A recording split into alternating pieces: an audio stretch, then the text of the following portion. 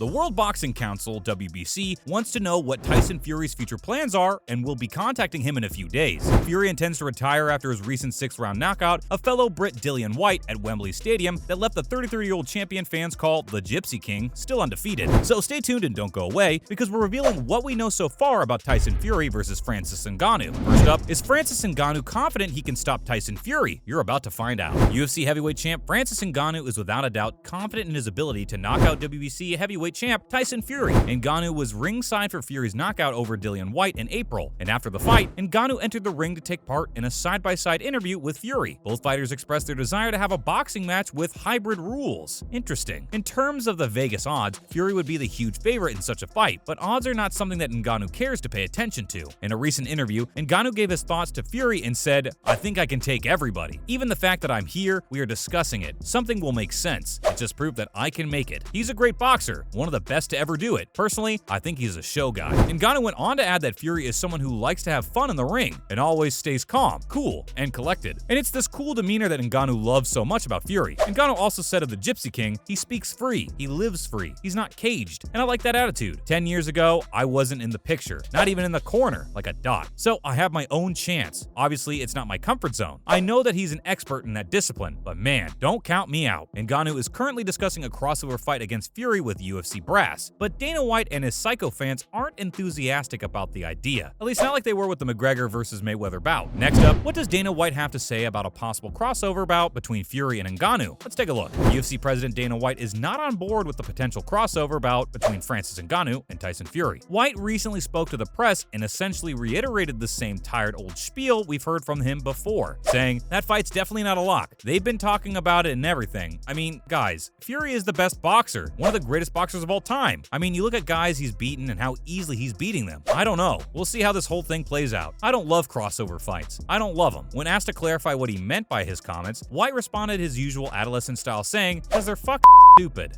Waste of time, energy, and money. It's silly, but I get it." White went on to state the obvious and added that boxing is a massive advantage for Tyson Fury, and in the same breath, said that Ngannou had just wrestled Cyril Gane. Right, I'm failing to see what one has to do with the other, but okay then, moving on. White's position with the Ngannou-Fury crossover matchup is vastly dissimilar to his outlook on the McGregor-Mayweather bout. Maybe it was Mayweather's sheer dominance over McGregor that caused Dana to see crossover bouts in a negative light, but we'll never really know, because it's hard to get anything out of White except for his hyperbolic, profanity-laced commentary. So, one thing White did state clearly is that he recognizes the importance of giving the viewer public what they want. According to White, fans wanted McGregor versus Mayweather, but they don't want Ngannou versus Fury as badly. Dana's metric for arriving at this conclusion aren't known, so it's likely nothing more than his personal perception and opinion. Up next, should Boxing Canada's boss have been fired a long time ago? Let's dig a little deeper. Three-time world boxing champ Mary Spencer is surprised that Boxing Canada CEO Daniel Trepanier still has his job. In a recent interview, Spencer said he should have been fired a long time ago. A long time ago. Spencer, an 8-time national middleweight champion, is one of Canada's most recognizable boxers, and together with 121 athletes and coaches, signed a letter to Sport Canada calling for Trepanier's resignation and an independent investigation into what they say is a toxic culture in Canada's pro boxing scene. The Canadian boxers who signed the letter argued that Canada's boxing industry has a hostile environment, rife with homophobic, misogynistic, and sexist comments. In the letter, the athletes also wrote about safety concerns, including forced sparring despite having concussion symptoms. Two-time Canadian super heavyweight champion Chris Bernier said his issues with Boxing Canada and Trepanier caused him to feel like he's constantly climbing into the ring with an extra opponent. Bernier says, "The situation is corrupt, and it removed the good things about our sport, what we love. I thought 100 times about dropping everything and just leaving, but I would have let Trepanier win. And as a boxer, I'm programmed to fight. The current problem with Boxing Canada is being called a crisis in Canadian sports, and hopefully it can be resolved soon, but the solution is very clear. Get rid of Trepanier." Stay tuned and don't go away, because we're hitting you with the latest news in combat sports. Next up is the Notorious back in trouble again? You're about to find out. In 2019, Conor McGregor pleaded guilty to assault and was fined $1,000 for punching an elderly man in a Dublin pub. McGregor attacked the man after he seemingly refused a free drink of McGregor's proper 12-brand whiskey. Maybe the man refused because McGregor's whiskey isn't really good. In any event, it looks like the Notorious is back in trouble again, this time for breaking the nose of Italian celebrity DJ Francesco Facchinetti. As what has been dubbed an unprovoked attack, maybe McGregor is trying to flex his fighting skills on the street because his days inside the octagon are over. In October of 2021, Facchinetti, who appears in Italy's versions of The X Factor and The Voice, officially pressed charges against McGregor, claiming that the disgraced former UFC champion broke his nose. The alleged attack happened at Rome's luxury St. St. Regis Hotel. Facchinetti claims that he and McGregor chatted at the hotel for nearly 2 hours, when without warning, McGregor punched him in the face. After reporting the matter to the police, Facchinetti told members of the press that he wouldn't drop the charges, even if he were offered $10 million. The Facchinetti incident took place mere weeks after McGregor got into a scuffle with Machine Gun Kelly on the red carpet at the MTV Music Awards, and suffered TKO losses both times against Dustin the Diamond Poirier. Up next, is Katie Taylor the best pound-for-pound scrapper in women's boxing? Let's take a look. Katie Taylor is the biggest name in women's boxing and the undisputed champion at 135 pounds. Taylor, now 25, fought her way out of a poor neighborhood in Ireland called Ballywaltrim to win gold in the 2012 Olympics. Her now estranged father, Pete, won the Irish light heavyweight title in 1986. He began training his 2 sons, Lee and Peter, but when Katie was 11, she decided she wanted to fight. Taylor says, "There's something very addictive about a boxing gym. The sound, the smell, the people. I just loved all of it." 6 years after moving to Connecticut, USA, Taylor's had 20 wins and titles in 2 weight divisions. But it was an incredibly difficult road for Taylor to get to where she is today. In the 1990s, women's boxing was banned in Ireland, but Taylor was allowed to train and spar. There were no legalized amateur fights, however. Taylor's mother, Bridget, was Ireland's first female boxing judge and lobbied the Irish Amateur Boxing Association to allow female boxers to compete. In the meantime, driven and determined to succeed, Taylor tucked her hair under her headgear and competed in boys' tournaments under the pseudonym Kay Taylor. Most recently, she beat Puerto Rican boxer Amanda Serrano in a thrilling fight on the biggest ever night for women's boxing. Taylor, the undisputed lightweight champ, beat Serrano via split decision after going 10 rounds in the first women's bout to headline New York's famous Madison Square Garden. Finally, what happened between Andre Fialho and Cameron Van Camp at UFC 274? Let's find out. A left hook to the jaw from Andre Fialho sent Van Camp to the canvas for a KO stoppage at the 2-minute 35-second mark of the first round on Saturday, May 7th, at the Footprint Center in Phoenix. Tensions were high between Fialho and Van Camp at the weigh-in, and it's clear that the pair wanted to inflict as much damage as possible on the other. Fialho started with low kicks and punches, but his strategy backfired when Van Camp caught Fialho with a hook that made his knees buckle. With Van Camp's confidence up, he pushed forward aggressively, but maybe he was a little too confident because Fialho caught him with a brutally hard hook, not once, but twice. And it was Fialho's second perfectly placed hook that finished Van Camp off. Fialho now has 2 wins and 1 loss in the octagon and is eager for his next match. That's a wrap for today's video, fight fans. Thank you for watching.